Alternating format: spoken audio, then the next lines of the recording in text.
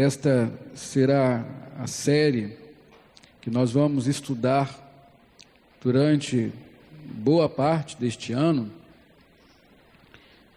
É o livro de Êxodo, e é justamente sobre o Êxodo que nós vamos falar, a saída do povo de Deus para Canaã, a terra prometida. E nós vamos ouvir e ver nesta história, que nós conhecemos muito bem,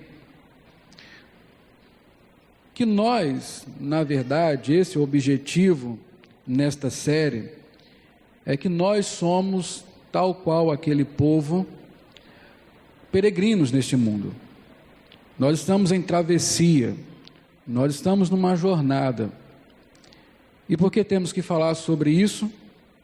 Porque é muito fácil para nós, e muito comum de encontrarmos isso, é que nós temos mais facilidade de querermos nos estabelecer numa terra estrangeira do que para atravessar o deserto que nos levará à terra prometida, à terra da aliança do Senhor.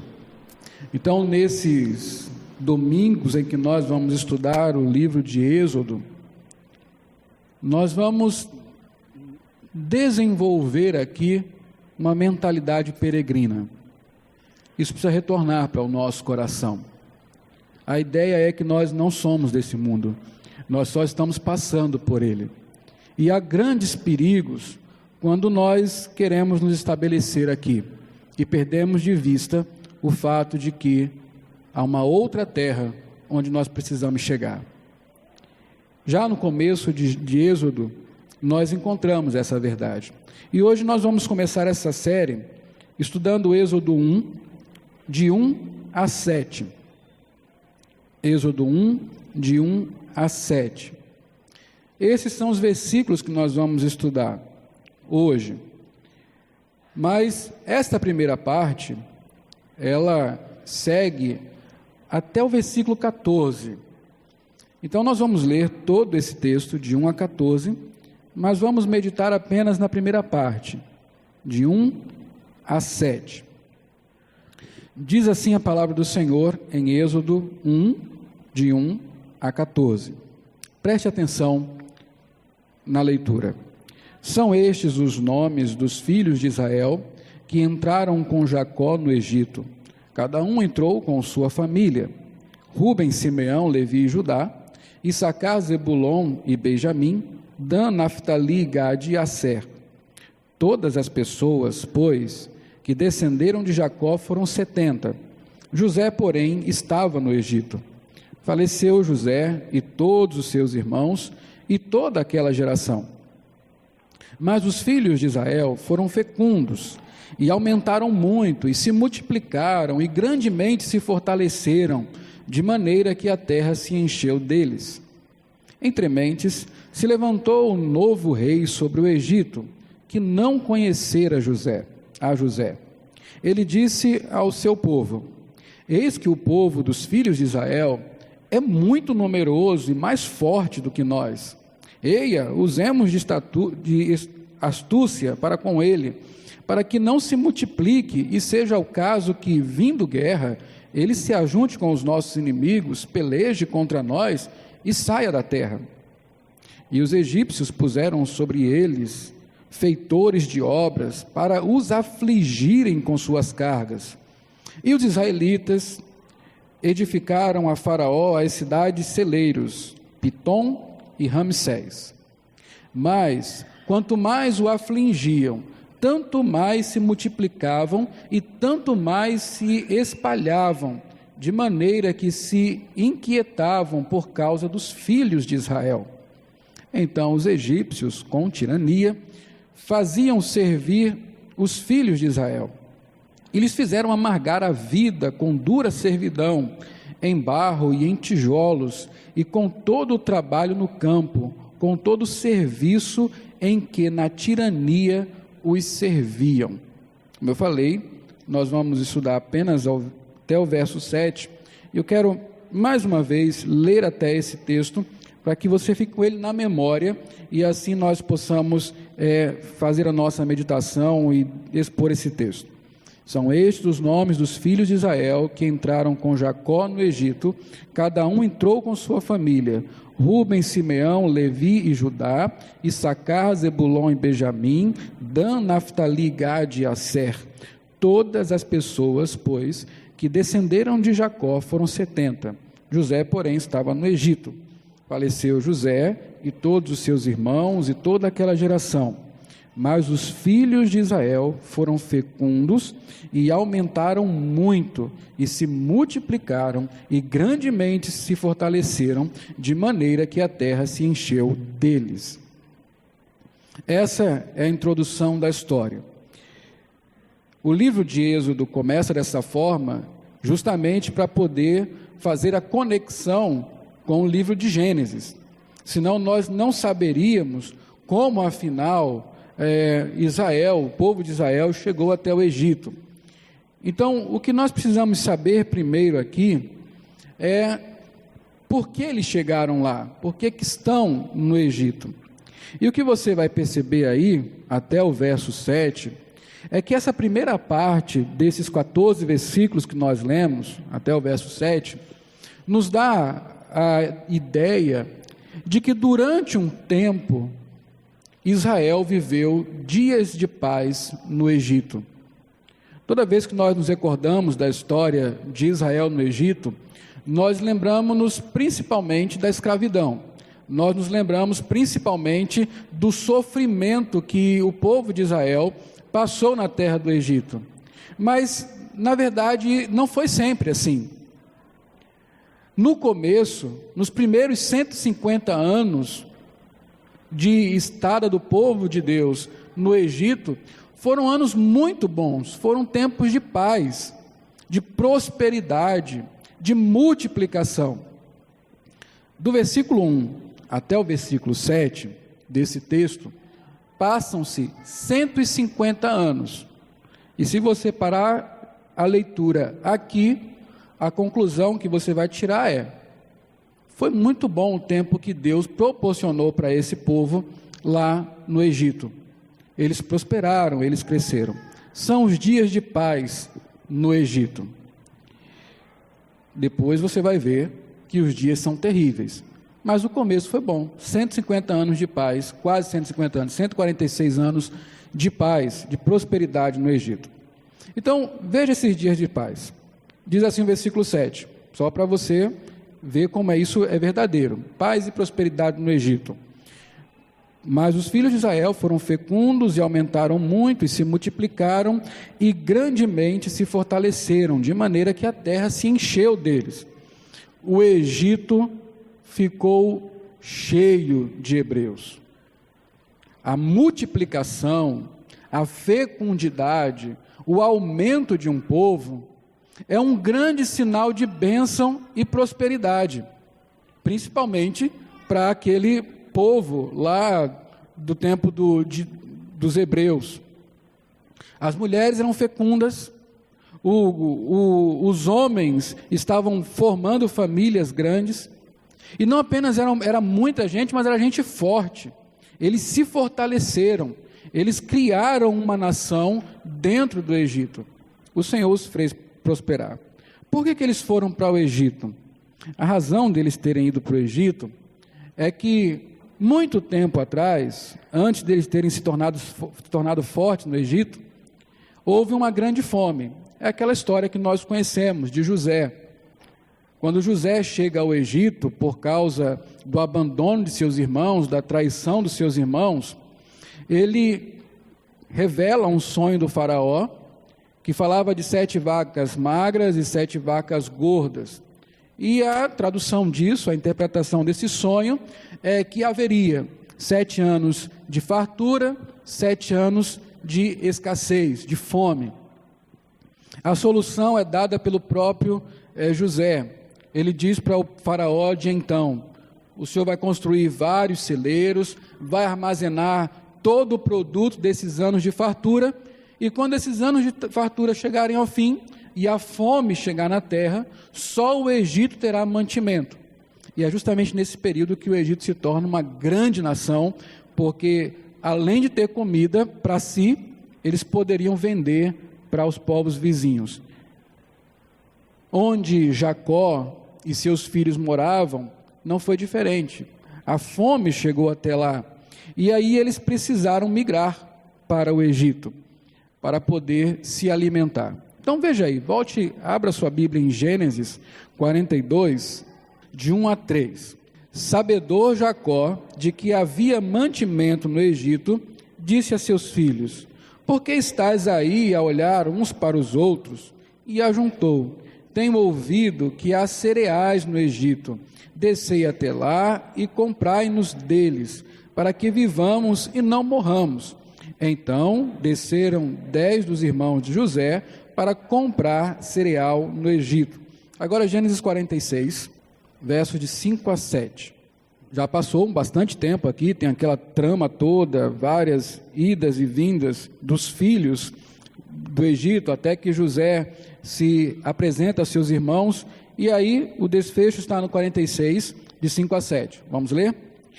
Então se levantou Jacó de Berseba, e os filhos de Israel levaram Jacó, seu pai, e seus filhinhos e suas mulheres nos carros que Faraó enviara para o levar. Tomaram o seu gado e os bens que haviam adquirido na terra de Canaã e vieram para o Egito. Jacó e toda a sua descendência, seus filhos e os filhos de seus filhos, suas filhas e as filhas de seus filhos, e toda a sua descendência levou-os consigo para o Egito. Então o versículo 1 de Êxodo, que nós acabamos de ler, essa primeira parte de 1 a 7, fala justamente dessa chegada. Estão lá porque havia um tempo de escassez, de penúria em Canaã, a terra onde eles viviam, e aí eles foram buscar alimento, e pela providência divina, no Egito não apenas tinha alimento, mas lá no Egito também havia José, que era o governador do Egito, abaixo de Faraó, só José. E José era um dos filhos de Jacó, e certamente, como um bom filho que honra o pai e a mãe, José trouxe Jacó para habitar com ele em uma terra melhor, com fartura, com conforto, com qualidade de vida, e era a coisa certa a se fazer naquele momento. E não apenas isso, o Senhor abençoou esta ida de Jacó com os seus descendentes para o Egito, porque o que nós vemos é que nessa primeira parte, o tempo em que eles passaram lá, nesses primeiros 140 e poucos anos, 146 anos, foi um tempo de prosperidade. Logicamente, Jacó, com seus irmãos, viveram numa posição privilegiada no Egito. Eles moraram na melhor parte da terra, um lugar propício para a criação do gado que eles tinham. Os egípcios não criavam gado, então a melhor terra para isso foi dada aos hebreus, aos descendentes de Jacó. E aí, nesse período de conforto e paz, eles se multiplicaram. Veja como é que foi bem-aventurada a estada deles no Egito. Gênesis 47, abra sua Bíblia aí, 11 e 12. Então José estabeleceu ao seu pai e a seus irmãos e lhes deu possessão na terra do Egito. Presta atenção, no melhor da terra, na terra de Ramsés, como Faraó ordenara. E José sustentou de pão a seu pai, a seus irmãos e a toda a casa de seu pai, segundo o número dos filhos. Veja, a família de José, melhor, a família de Jacó, não apenas contava com o cuidado do próprio José, mas contava com a simpatia do faraó de então. O faraó ordenou que a melhor terra fosse dada para eles. E sabe o que é melhor ainda aqui nesse texto? É que eles tinham uma boa terra, eles trabalhavam, eles estavam prosperando, mas não gastavam um centavo. Sabe por quê? Porque o alimento deles saía de quem? Da conta de José, do tesouro do faraó. José, diz aqui, alimentou seu pai, seus irmãos e todos os filhos com o pão dele. Tempo bom esse, um tempo abençoador. É um daqueles tempos onde nós nos encontramos, raramente acontece isso, que tudo dá certo, que entra dinheiro, que estamos com saúde, as coisas parecem, tudo de bom parece ser atraído para nós. Aconteceu assim. E aí eles se estabeleceram lá e se multiplicaram. Veja, a Bíblia diz que em Êxodo, capítulo 1, deixa sua Bíblia aberta nesse texto, que Jacó chegou lá com quantas pessoas? 70 pessoas. É um nada.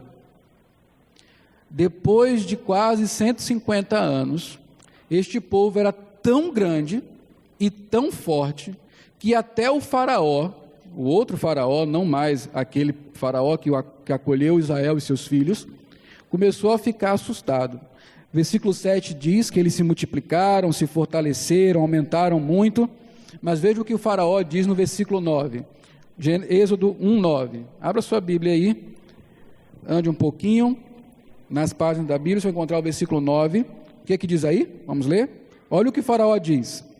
Ele disse ao seu povo: eis que o povo dos filhos de Israel é mais numeroso e mais forte do que nós. Você imagina que o Egito é uma nação que já estava estabelecida desde que Jacó chegou lá. Muito antes disso, o Egito já era uma nação estabelecida.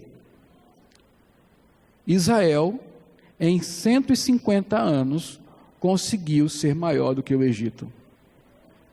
Muita prosperidade, muita fartura, momento de paz, de bênção do Senhor, momento muito bom na vida daquele povo, a ponto de eles se tornarem maior do que a nação que os abrigava. Logicamente, essa nação devia começar a ficar com as orelhas em pé, preocupada com o que este povo todo estrangeiro poderia fazer dentro do Egito. E aí, nós chegamos a um ponto importante. O primeiro ponto que nós vimos é que eles viveram um dia de paz. Chegaram pobres, procurando comida, e depois de 150 anos, eles são uma grande nação, forte, próspera, maior até do que o próprio Egito. Mas aqui é uma coisa, será que nisso tudo, as coisas estão correndo de maneira agradável a Deus? Será que há algum problema nisso? Será que há algo errado? Então, o segundo ponto que nós precisamos observar aqui, meus irmãos, é que a paz do Egito fez com que eles perdessem de vista a terra prometida. Este é o grande perigo. Eles não eram do Egito, eles eram de Canaã. O Egito foi uma providência divina para um momento de escassez. O Egito era para ser provisório e não permanente, mas já se passaram 150 anos e eles estão lá.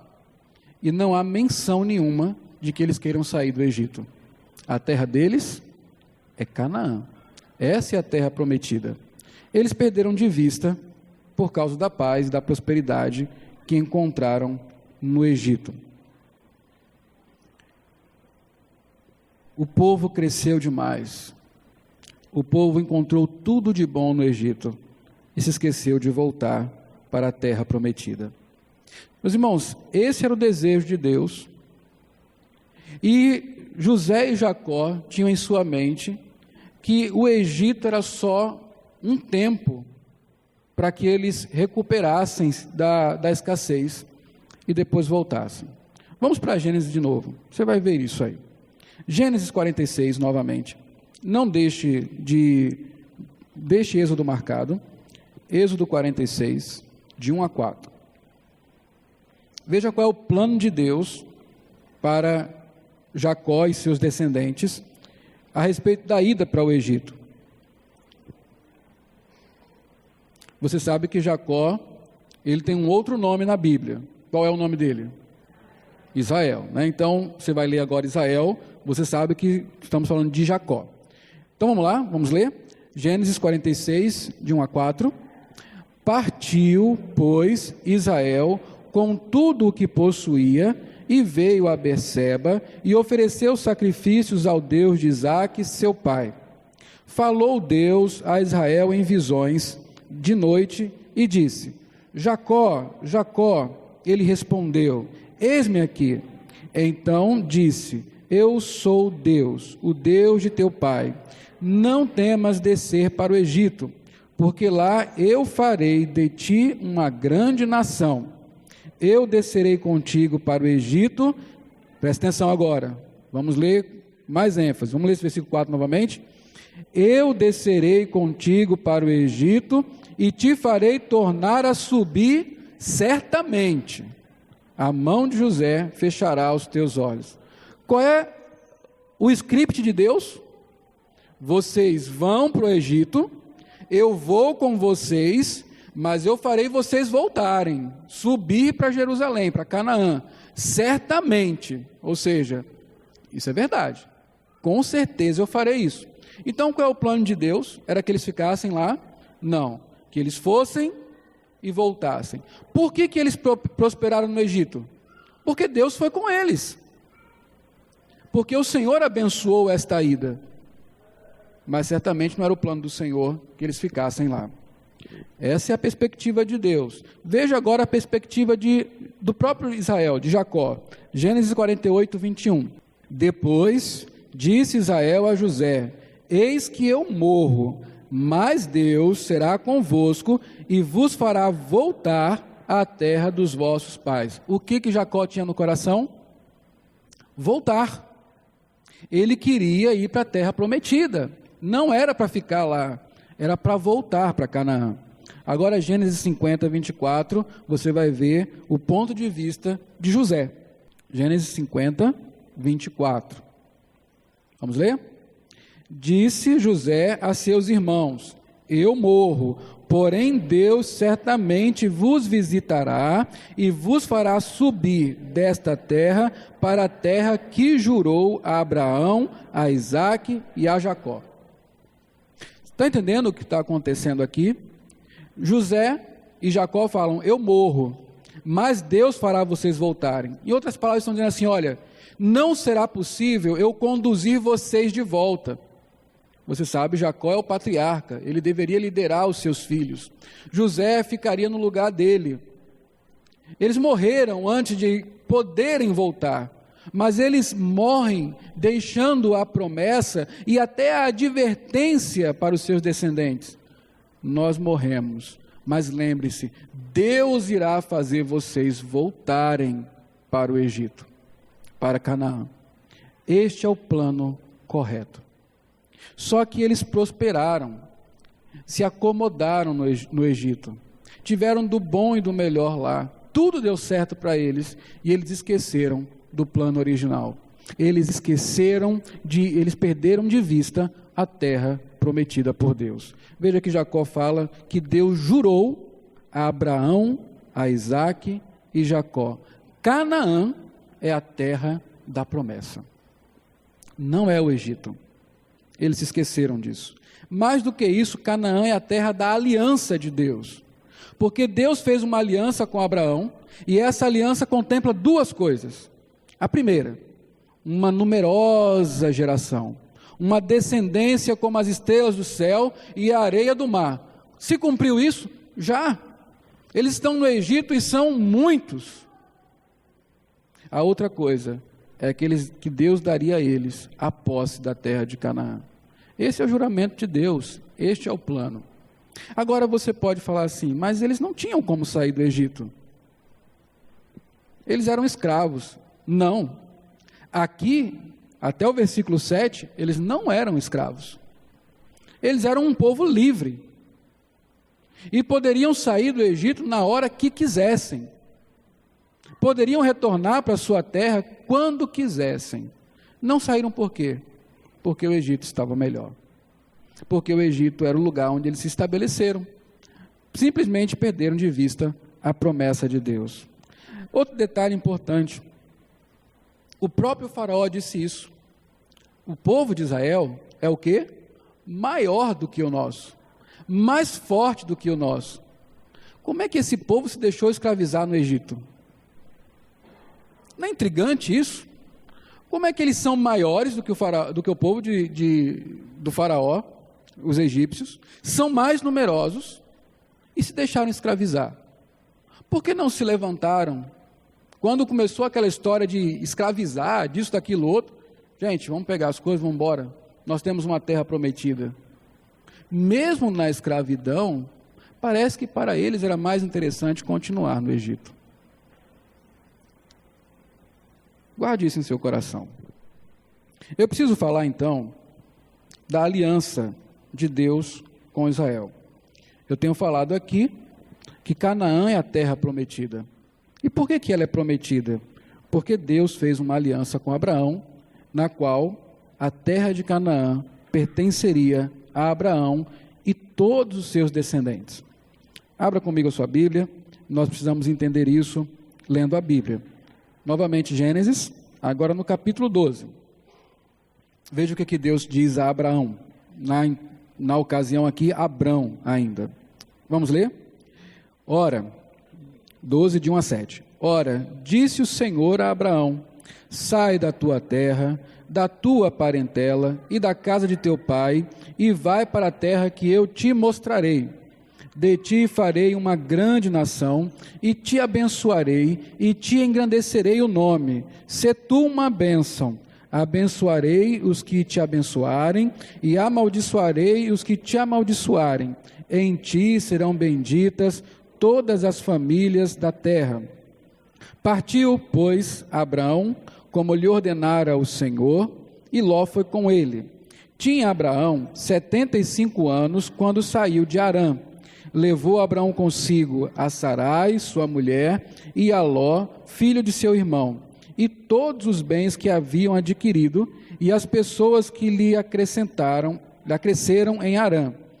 Partiram para a terra de Canaã e lá chegaram. Versículo 7 agora. Apareceu o Senhor a Abrão e lhe disse: darei à tua descendência esta terra. Ali edificou Abrão um altar ao Senhor que lhe aparecera. A vontade de Deus era que Abrão habitasse aonde? Em Canaã. Aquela era a terra para Abraão e todos os seus descendentes, como Deus prometeu. Era ali que eles tinham que morar. É ali que eles têm que permanecer para sempre. Gênesis 13 agora, verso 14 a 18. Gênesis 13, 14 a 18. A ideia, a aliança aqui é reforçada. Deus não apenas promete, mas Ele agora faz um juramento solene, por meio de uma aliança, para garantir que isso iria acontecer de fato. Leia comigo. Disse o Senhor a Abrão, depois que Ló se separou dele: ergue os olhos e olha desde onde estás para o norte, para o sul, para o oriente, para o ocidente. Veja bem, vamos ler? 15. Porque toda essa terra que vês, eu te darei, a ti e à tua descendência para sempre. Farei a tua descendência como o pó da terra, de maneira que se alguém puder contar o pó da terra, então se contará também a tua descendência. Levanta-te, percorre essa terra no seu comprimento e na sua largura, porque eu te darei. Gênesis 15, 7 e 8. Disse-lhes mais: eu sou o Senhor que te tirei de Ur dos Caldeus para dar-te por herança esta terra. Perguntou-lhe Abrão: Senhor Deus, como saberei que hei de possuí-la? Naquele mesmo, 18 agora, verso 18. Naquele mesmo dia, fez o Senhor aliança com Abrão, dizendo: a tua descendência dei esta terra, desde o rio do Egito até o grande rio Eufrates. Deus fez um juramento. Esta é a terra da aliança. É por isso que você vai compreender, lendo esses textos, por que Israel briga tanto pela terra dele. Porque hoje ele compreende claramente que aquela é a terra que Deus deu para eles. É uma terra santa para eles. É um lugar consagrado para o Senhor, para eles, porque o Senhor separou este lugar para eles morarem. A Bíblia diz que o Senhor fez uma aliança com Abraão, prometendo a ele que a terra de Canaã era dele e dos seus descendentes. Há um detalhe interessante nessa história, lá no capítulo 13, quando nós lemos no verso 14, que Abraão se separou de Ló. Você conhece bem a história. Abraão se separou de Ló porque os dois prosperaram, ficaram ricos, e aí os empregados de um e de outro estavam brigando. Então Abraão falou: olha, nós somos parentes, é melhor nós vivermos em paz, então cada um vai para o seu lado. Escolhe para onde você quer ir, e para o lado que você escolher, eu vou para o outro. Ló, muito esperto, olhou para as campinas, a região de Sodoma e Gomorra, e a Bíblia diz assim: era uma terra parecida com o Egito.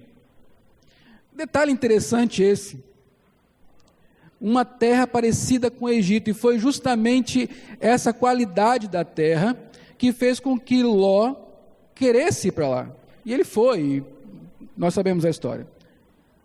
Abraão foi para o outro lado, não era uma terra muito interessante com relação às campinas, mas foi a terra que Deus prometeu para ele, e Deus o fez prosperar lá. Agora o povo está numa terra do Egito, talvez a terra mais cobiçada para eles, e o Senhor, e eles perderam de vista que aquela não é a terra deles, mas é Canaã. É o lugar certo. O Egito sempre seria o estrangeiro, o Egito sempre seria o lugar que não é deles, o Egito sempre seria o lugar inadequado, o lugar certo é Canaã.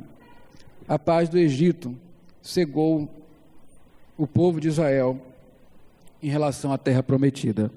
E aí, meus irmãos, nós, a partir daqui, podemos fazer algumas aplicações. Nós já sabemos o seguinte, para você lembrar, como nós lemos aqui, no contexto que Gênesis nos dá para esse primeiro momento, nós sabemos que a situação de escassez, de fome, fez com que eles tivessem que ir para o Egito. Isso foi agradável ao Senhor. O Senhor mesmo incentivou Jacó a fazer isso. Mas nós vimos também que não é desejo de Deus, não era o desejo de Deus, nem mesmo de Jacó, nem de José, que este momento no Egito fosse para sempre, mas que fosse apenas um momento provisório, uma estada rápida, porque essa não é a terra deles, a terra deles é Canaã. E nós vimos que a prosperidade do Egito, a paz que encontraram lá, fez com que eles perdessem de vista a terra prometida, o lugar que Deus tinha preparado para eles. Como é que isso pode nos ensinar? O que nós podemos aproveitar desse texto, neste sentido de que somos peregrinos neste mundo? Que lições nós podemos tirar para as nossas vidas? Primeira lição, nós também temos uma terra prometida. Nós não somos daqui. O mundo é o estrangeiro para nós. Este é o lugar provisório, não é o definitivo. Nós também aguardamos uma nova terra, um novo céu, uma Canaã celestial, uma Jerusalém que virá, um novo reino. Nós não somos daqui. Hebreus 11, 13 a 16. Todos estes morreram na fé, sem ter obtido as promessas, vendo-as, porém, de longe, e saudando-as, e confessando que eram estrangeiros e peregrinos sobre a terra. Dá uma pausa aqui, só para você entender todos estes. Se você ler os versículos anteriores, você vai ver que o texto está falando de Abraão, de Isaque e de Jacó. Todos estes morreram na fé, sem contemplar as promessas. E eles compreendiam o quê? Que eram peregrinos, estrangeiros e peregrinos sobre a terra. Versículo 14, vamos ler? Porque os que falam desse modo manifestam estar procurando uma pátria.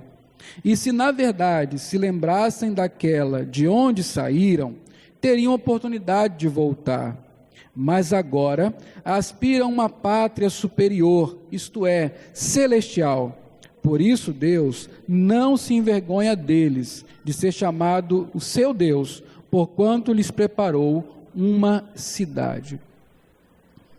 Ao contemplar a promessa de uma terra prometida neste mundo, os corações de Abraão, Isaque e Jacó sabiam que não era este mundo, essa terra prometida lá do Antigo Testamento, era apenas uma figura daquilo que viria, a Canaã celestial. Eles sabem que neste mundo eles eram estrangeiros e peregrinos, e que Deus tinha preparado uma cidade para eles, uma cidade edificada pelo próprio Deus, uma terra que não é daqui, mas é superior, é celestial. Eles mesmos lá no Antigo Testamento sabiam disso. Assim, meus irmãos, aqui em Hebreus, no Novo Testamento, o que nós aprendemos é que o Senhor construiu uma cidade para nós, para a sua igreja, uma nova terra onde nós habitaremos. Este é o nosso destino final. O mundo é apenas o caminho que nos prepara para ele, não é o lugar da nossa habitação. Só para você entender melhor isso aí, nas palavras do próprio Senhor Jesus Cristo, João 14, de 1 a 3. Não se turbe o vosso coração, credes em Deus, credes também em mim. Na casa de meu pai há muitas moradas, se assim não fora, eu vou-lo teria dito, pois vou preparar-vos lugar. E quando eu for e vos preparar lugar, voltarei e vos receberei para mim mesmo, para que onde eu estou, estejais vós também. Você entendeu o ensino de Jesus Cristo? O nosso coração não precisa ficar perturbado neste mundo. Por quê? Porque nós não somos daqui. Porque esse não é o nosso lugar definitivo, isso aqui tem fim. Na verdade, Deus está dizendo, olha para o céu, olha para o lugar que eu estou preparando, há uma casa paterna, para onde nós estamos indo, e eu estou preparando os cômodos para vocês lá. É engraçado como nós pregamos isso para o perdido, dizemos para ele, olha, Jesus falou, pode crer nisso, há lugar para você no céu, mas nós não vivemos como se houvesse um lugar nos esperando. Nós temos um lugar, um quarto reservado para nós, em outra cidade, em outro lugar, é a casa paterna. Nós somos como pródigos nesse mundo, que estamos voltando para novamente habitar com Deus. Nós saímos da comunhão com Deus no Éden, quando pecamos, e agora precisamos voltar para lá, este é o nosso lugar. Isto aqui é a escravidão, é o deserto, isso aqui é o inimigo, é a terra do inimigo, onde nós estamos estabelecidos, mas que temos que ter a mentalidade de que somos peregrinos, estrangeiros, e caminhamos para uma nova terra. Então a primeira coisa que você precisa aprender, quando você lê o Êxodo e contempla isso aqui, é que não apenas eles tinham uma terra prometida, mas nós também temos uma terra prometida, nós temos um céu nos aguardando. Então daí vem a segunda coisa, muito importante, mesmo erro nós caímos, a paz e a prosperidade que há no mundo, não pode nos fazer perder a ideia de que somos peregrinos, estrangeiros, em terra estranha. Jesus, quando falou, vou preparar lugar, ele falou numa situação em que os corações estavam aflitos, turbados, porque ele estava falando que ia morrer, e os seus discípulos estavam com medo. Nós sempre pensamos no céu em momentos em que precisamos de conforto, mas é terrível, porque exatamente este momento que nós vivemos é um momento de prosperidade. O mundo está no seu melhor momento, desde que eu conheço o mundo. Acontece aqui umas calamidades, aqui e acolá, mas nós vivemos num país onde não tem catástrofes, vivemos num país que está prosperando, nós temos emprego, estão melhorando os nossos salários, há fartura no supermercado, nós vivemos em boas casas, nós temos saúde, temos dinheiro para comprar remédio, nós temos uma vida boa neste mundo. Isso não é pecado, é o fato de que Deus veio conosco, o Senhor tem posto sua mão sobre nós, tem nos abençoado, só que isso não pode fazer nós perdermos a ideia de que nós não somos daqui. que a bênção que Deus nos dá aqui não é para que nós nos estabeleçamos, mas para que nós tenhamos força para prosseguir. Não deixe a paz, a saúde, a prosperidade, o dinheiro lhe enganar. Este mundo não é o nosso lugar, aqui é a terra do inimigo. Quem procurar estabelecer a sua vida aqui, disse Jesus, vai perdê-la. Quem quiser fazer o mundo a sua habitação final, vai perder a vida. Esse não é o nosso lugar. Nós somos estrangeiros, peregrinos, vocês que são jovens. Que bom que vocês estão aqui na frente, eu posso falar com vocês mais diretamente. Vocês veem um futuro brilhante pela frente. Os seus pais, os pais de seus pais, não tiveram as perspectivas que vocês têm. Não viveram em uma economia como a que vocês vivem. Vocês vão prosperar muito antes deles. Vocês já vão pegar o bonde, o caminho bem andado. Seus pais sabem do que eu estou falando. Vocês gostam de conforto, vocês têm a tecnologia, tem um mundo brilhante pela frente, todo hospitaleiro para vocês. Eles querem vocês perto, eles agradam vocês, mas esse aqui não é o lugar de vocês não. Mais cedo ou mais tarde, este mundo vai pedir o preço de todo esse conforto, e o preço é alto. Portanto, como cristãos jovens, lembrem-se, vocês não são desta terra, vocês são de outro lugar, perseverem caminhando para o céu. Este é o lugar, não é o nosso lugar aqui, o lugar certo para nós estarmos, é a Canaã celestial e não este mundo. Aqui é uma passagem, é uma travessia, é o lugar onde Deus está nos dando oportunidade de arrependimento, é o lugar onde Deus está formando Cristo em nós, é o lugar onde Deus está nos permitindo as bênçãos de criar filhos, de gozar deste mundo que é bom, mas que não é definitivo, não é para nós. Nós somos peregrinos em terra estranha. Pense nisso, eu sou um estrangeiro em terra estranha, eu caminho para Canaã celestial, não queira se estabelecer, não crie raízes. Uma vez ouvindo duas pessoas que morreram bem velhas e bem importantes em nosso país, Chico Anísio e Hebe Camargo, falando sobre a morte, os dois disseram a mesma coisa, não sei quem imitou quem. Perguntaram, vocês têm medo de morrer? E os dois responderam, em momentos diferentes, não, eu tenho peninha. Eu fico pensando, o que é isso, né? Peninha de morrer. Eles explicaram, é que o mundo é tão bom, a vida é tão boa, e principalmente para eles, que eram estupidamente ricos. Deixar tudo, dá pena mesmo, né? E muitas vezes nós estamos com tanto apego a este mundo, que realmente nós achamos que é uma pena sair dele. É uma pena deixar o mundo. Terminei de ler com as meninas agora o Peregrino. E o Peregrino termina a jornada do cristão. Toda a história termina com um final feliz, né? E o final feliz significa estar vivo, saudável, gozando do bem deste mundo. A história do Peregrino termina eles tendo que atravessar o rio. Porque para chegar a Canaã celestial tem que se atravessar um rio. E este rio é a morte. Então os seres celestiais chegam para o cristão e para a esperança, os dois personagens que perseveram até o fim, e falam, não temam atravessar o rio. Do outro lado é muito melhor. Lá acabam as lutas, acabam as dores, lá é onde Cristo habita, onde você terá comunhão com Deus, lá você será consolado, confortado, todas as lágrimas serão enxugadas dos seus olhos, lá você entenderá o que é felicidade verdadeira.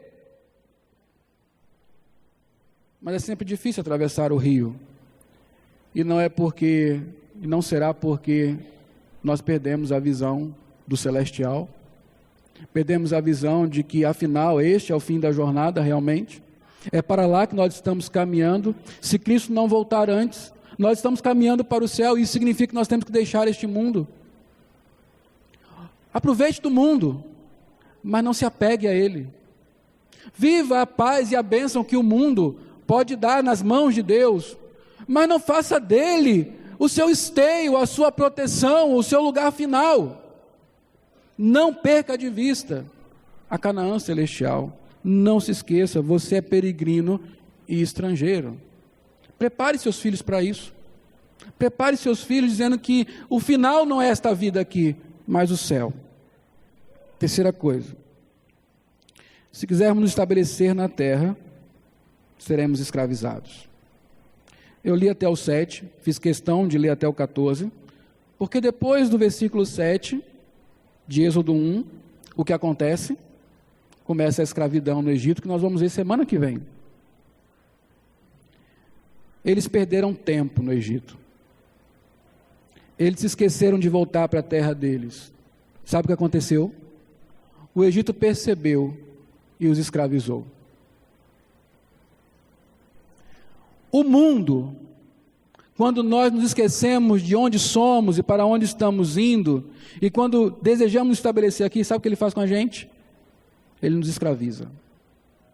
Nos escraviza com emprego, nos escraviza com bens, nos escraviza com filhos, com família, com casa, nos escraviza com tudo que é deste mundo, com a paz que ele pode dar, com a diversão que ele pode trazer.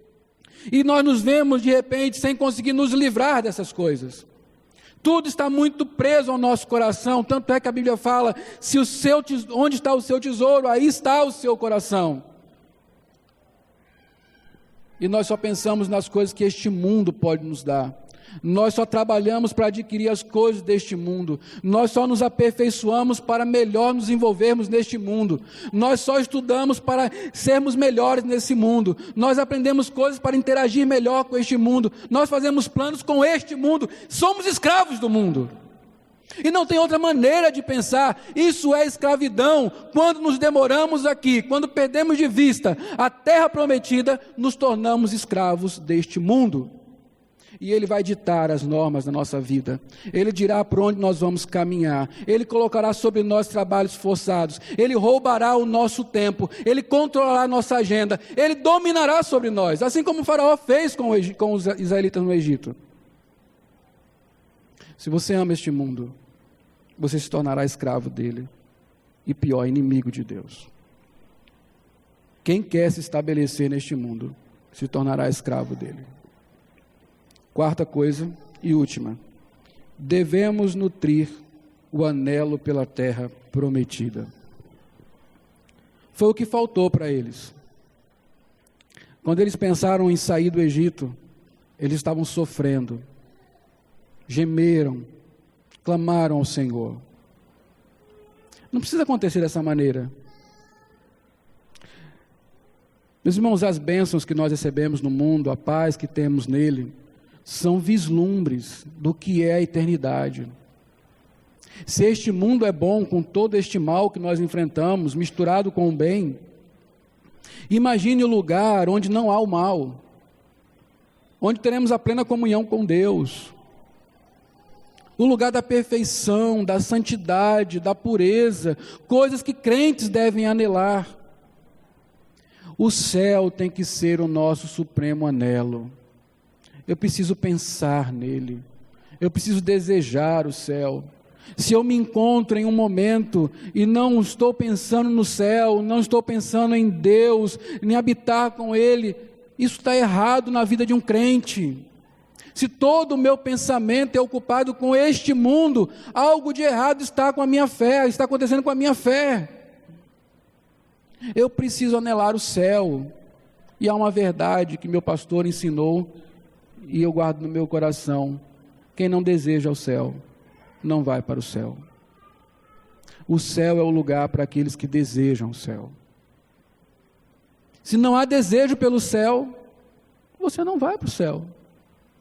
Você já encontrou o seu lugar, você já se estabeleceu aqui, você não irá para o céu.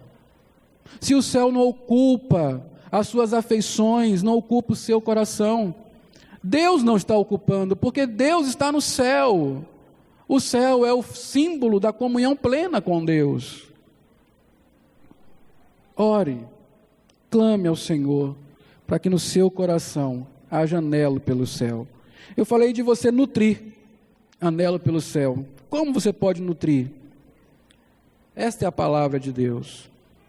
Ela fala do céu, do lar celestial, fala da vida eterna, da comunhão plena dos santos com o seu Redentor, quando Ele voltar. Cante sobre o céu. Nós cantamos tanto sobre essa terra, A teologia da prosperidade nos contaminou de tal forma que tudo é neste mundo. Cante sobre o céu, converse sobre o céu, imagine o céu. A Bíblia traz tantas figuras para falar do céu, porque ela quer que nós imaginemos sobre o céu. Como será? O que vou fazer lá? Tenha curiosidade, deseje o céu. Se não há desejo pelo céu, nós não vamos para o céu. E é assim que eu vou terminar esse sermão, conclamando a todos nós, nesse momento de quebrantamento, após ouvir a palavra de Deus, a pedir ao Senhor realmente que sonde o nosso coração, para ver onde é que Ele está, se está aqui ou na Canaã celestial. Que o Senhor nos faça voltar a ver a terra prometida e desejá-la. Que o Senhor nos faça compreender que somos peregrinos e estrangeiros em terra estranha e que temos uma pátria no porvir. Curve sua cabeça e ore ao Senhor.